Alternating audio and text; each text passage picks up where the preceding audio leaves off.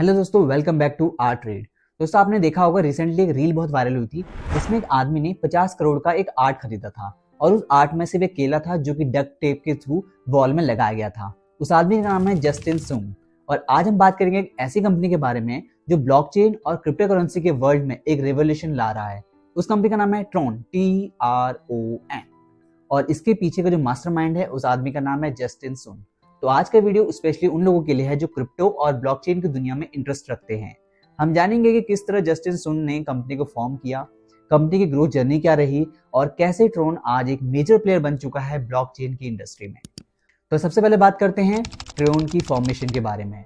तो ट्रोन का सफर 2017 में शुरू होता है जब जस्टिन सुन ने ट्रोन फाउंडेशन को ऑफिशियली लॉन्च किया।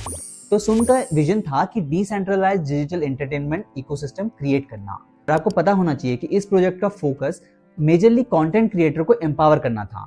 तो जस्टिन सुन का गोल ये था कि कंटेंट क्रिएटर को ज्यादा कंट्रोल और रेवेन्यू बिना किसी मिडिलमैन के मिले, जो कि ट्रेडिशनली यूट्यूब और फेसबुक जैसे प्लेटफॉर्म पर होता था। तो उस वक्त ये सोच काफी यूनिक थी क्योंकि जो बाकी प्लेटफॉर्म थे वो सेंट्रलाइज थे और उसमें जो कंटेंट क्रिएटर थे उनको जो मेहनत होती थी उसका पूरा रेवेन्यू उनको नहीं मिलता था, कुछ कमीशन जो है वो मिडिलमैन को जाता था। तो जस्टिन सुन का जो बैकग्राउंड है वो काफी इंटरेस्टिंग है। तो सुन ने अपनी एजुकेशन की शुरुआत चाइना के त्सिंगहुआ यूनिवर्सिटी से की, जहां उन्होंने इकोनॉमिक्स और हिस्ट्री में डिग्री ली। उसके बाद उन्होंने स्टैनफोर्ड यूनिवर्सिटी में स्टडी की। लेकिन उनकी असली जर्नी शुरुआत तब होती है जब उन्होंने क्रिप्टो करेंसी और ब्लॉकचेन के बारे में एक्सप्लोर करना शुरू किया। जस्टिन सुन को पहले रिपल में काम करते हुए ब्लॉकचेन टेक्नोलॉजी के बारे में काफी अच्छा एक्सपीरियंस मिला। वहां से उनको ब्लॉकचेन की पोटेंशियल और पावर का रियलाइज हुआ और तब उन्होंने डिसाइड किया कि वो भी अपना एक ब्लॉकचेन प्लेटफॉर्म बनाएंगे। तो ट्रॉन की फाउंडेशन उनकी पर्सनल अंडरस्टैंडिंग और ब्लॉकचेन का डीप नॉलेज पर ही बेस्ड थी। तो ट्रोन का विजन था कि वो ब्लॉकचेन टेक्नोलॉजी को सिर्फ एक फाइनेंशियल टूल के रूप में ना देखकर इससे दुनिया के क्रिएटर और कंज्यूमर के लिए एक्सेसिबल और यूजफुल बनाएंगे। तो ट्रोन की यूनिक सेलिंग पॉइंट थी डिसेंट्रलाइजेशन, जिसमें कंटेंट क्रिएटर डायरेक्टली अपने ऑडियंस से कनेक्ट कर सकते थे और बिना किसी थर्ड पार्टी के वो अपना काम कर सकते थे, उनको रेवेन्यू मिलता।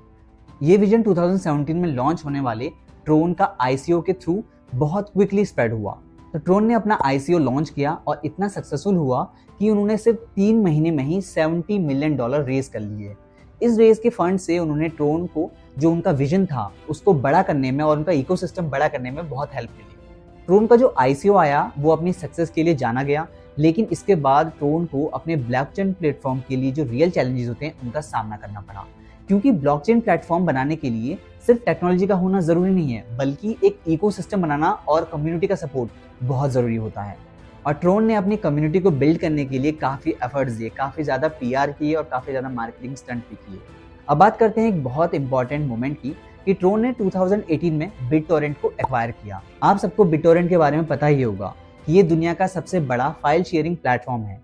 तो जस्टिन सुन ने BitTorrent को खरीदा और उन्होंने ये डिसीजन लिया, उसका मेन मोटिव ये था कि जो BitTorrent के जो मासिव यूजर बेस है वो उनके पास उनका एक्सेस हो जाए, जिससे कि वो उनका जो ब्लॉकचेन और इकोसिस्टम है उसको ग्रो कर सके। तो ट्रोन ने BitTorrent के इकोसिस्टम को इंटीग्रेट करके अपने ब्लॉकचेन को और ज्यादा एक्सेसिबल और स्केलेबल बनाया। BitTorrent का एक्विजिशन ट्रोन के लिए एक गेम चेंजिंग मोमेंट था, जिससे उन्होंने अपने प्लेटफॉर्म पर यूजर अडॉप्टेशन इंक्रीज किया। ट्रोन के इकोसिस्टम में BitTorrent का इंटीग्रेशन कंटेंट क्रिएटर और डेवलपर को अपने कंटेंट को मोनेटाइज करने का एक प्लेटफॉर्म दे रहा था।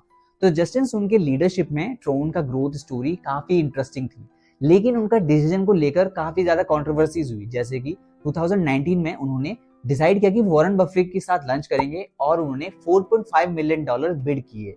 ये एक बोल्ड मूव था क्योंकि सुन को लगता था कि वॉरेन बफेट जैसे लेजेंडरी इन्वेस्टर से मिलके उन्हें उनसे काफी ज्यादा वैल्यूएबल इन्वेस्टमेंट लेसन मिलेंगे। तो ये बिड जो है पूरी दुनिया में काफी चर्चा में रहा क्योंकि इतना महंगा उन्होंने बिड किया था। लेकिन इसके बाद भी उनको अपने इन्वेस्टर और कम्युनिटी से मिक्स्ड रिएक्शन मिले, कुछ ने अच्छा कहा, कुछ ने बुरा कहा। कुछ लोगों ने इस डिसीजन को स्ट्रेटेजी का हिस्सा माना, जबकि कुछ लोगों ने इसे मार्केटिंग टैक्टिक्स का पार्ट समझा। तो ट्रोन के इकोसिस्टम काफी फास्ट ग्रो हुआ, लेकिन इसका सक्सेस बिना चैलेंजेस के नहीं था। सुन को अपने प्लेटफॉर्म की स्केलेबिलिटी और सिक्योरिटी को कंटिन्यूअसली इंप्रूव करना पड़ा। ट्रोन ने अपनी ब्लॉकचेन को कंटिन्यूअसली अपडेट किया और उसे यूज करते हुए उसमें और भी ज्यादा फीचर इंटीग्रेट किए, जैसे कि इसमें DeFi एप्लीकेशन डाला और NFT डाला। DeFi का मतलब है डिसेंट्रलाइज्ड फाइनेंस। ट्रोन के लिए ये एक इंपॉर्टेंट स्पेस बन गया। तो ट्रोन का विजन था कि वो अपने प्लेटफॉर्म को एक कॉम्प्रिहेंसिव DeFi इकोसिस्टम बनाए जहां पर user lending, borrowing, yield farming और ट्रेडिंग जैसे फाइनेंशियल सर्विसेज को एक्सेस कर पाए। ट्रोन की ब्लॉकचेन काफी स्केलेबल थी और फास्ट ट्रांजैक्शन के लिए जानी जाती थी, जिससे डीफाई प्रोजेक्ट्स को ग्रो करना थोड़ा ईजियर हो गया था। तो आज की डेट में ट्रोन की ब्लॉकचेन पे काफी ज्यादा डीफाई प्रोजेक्ट्स काम कर रहे हैं, जिससे ग्लोबल फाइनेंशियल मार्केट में ट्रोन को एक यूनिक पोजीशन और स्ट्रॉन्ग पोजीशन मिलती है। आज की डेट में ट्रोन को एक बहुत मेजर प्लेयर के रूप में जाना जाता है और ब्लॉकचेन और क्रिप्टो करेंसी इकोसिस्टम की दुनिया में उसका एक अच्छा खासा नाम है। और सुन का विजन ये था कि ट्रोन सिर्फ एक प्लेटफॉर्म नहीं, बल्कि दुनिया भर के कंटेंट क्रिएटर और डेवलपर्स के लिए एक ऐसा पूरा इकोसिस्टम बन जाए जिसमें वो फ्रीली काम कर सकें। उन्होंने काफी इनोवेटिव और डिसरप्टिव आइडियाज को अपने प्लेटफॉर्म में इम्प्लीमेंट किया, जिससे कि ट्रोन का इकोसिस्टम रैपिडली ग्रो किया है।